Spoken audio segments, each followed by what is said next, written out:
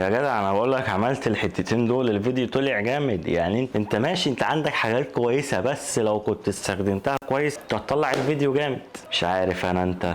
طيب السلام عليكم، ازيكم عاملين ايه؟ يا رب تكونوا بخير. النهارده هنتكلم على انواع المونتاج وازاي انت فيديو ياثر فيك بالسلب او الايجابي. طيب هنتكلم على اول حاجه تريلر. فيه ممكن يبقى تريلر فيلم، ممكن يبقى فيه تريلر مسلسل، ممكن يبقى تريلر برنامج. تريلر ما ينفعش تعمل له اي مزيكا، لازم المزيكا بتاعته تبقى حماسيه عشان المشاهد يبدا يتشد. طيب عندنا هنا النقلات. معظم التريلرز ما بيعتمدوش على الترانزيشن، بيبقى بيعتمدوا على الكاتس، ودي حاجه هنشرحها في الفيديو اللي جاي، انك ازاي ما تستخدمش اصلا ترانزيشن وتستخدم الكاتس. طيب وعندنا هنا مناطق القطع، يعني ما تجيش مثلا عند مشهد مهم وتقطع في مكان ما ينفعش انت تقطع فيه، او تقطع الكلام وحد بيتكلم تقوم قاطع، فده ما ينفعش، بيبقى ليها تكنيك معين. هنا عندنا استخدام الافكتات، فما ينفعش تستخدم اي افكت كده وخلاص، لازم الافكت دوت يبقى متعلق بالحاجه اللي انت بتعملها. هنا عندنا بقى البرومو فيديو، ودوت ليه حاجات كتير، سواء انت بتصور برومو فيديو المطعم، سواء انت بتصور برومو فيديو العقارات، بتصور الافراح. يعني مثلا هناخد الثلاثه دول. هنا انت لو بتصور لفرح، فانت هتحتاج في الجزء الاول انك تحط مثلا مزيكا هاديه كلاسيك مع الجزء بتاع السيشن، ومع الجزء بتاع الفرح اللي هو في القاعه نفسه بتحتاج ان انت تحط حاجه محمسه شويه، سواء ان انت بقى هتحط حاجه اجنبي او هتحط حاجه مصريه مهرجان، فده بيرجع برضو للعميل. لو جينا هنا المطعم، انت بتعمل برومو فيديو المطعم، فما ينفعش انت طبعا تعمل الحاجات اللي قلنا عليها في الفرح، لازم ان انت تستخدم مزيكا هاديه شويه. طيب هنا لو جينا مثلا نتكلم على العقارات، فانت ما ينفعش تحط ولا واحده من الاثنين، انت لازم تحط مزيكا حماسيه، لان هنا الفيديو بتاع العقارات فانت بتتكلم على العقارات، ومعظم الكادرات بتبقى واخدها من فوق، والكادرات معظمها كلها وايد، فهنا انت عايز تبين المنتج بتاعك، المشاهد لما يتفرج يشوف الفيديو للاخر،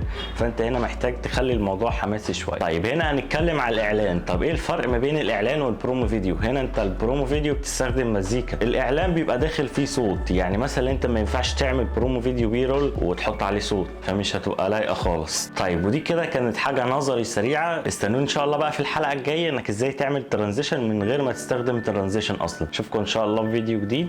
سلام عليكم.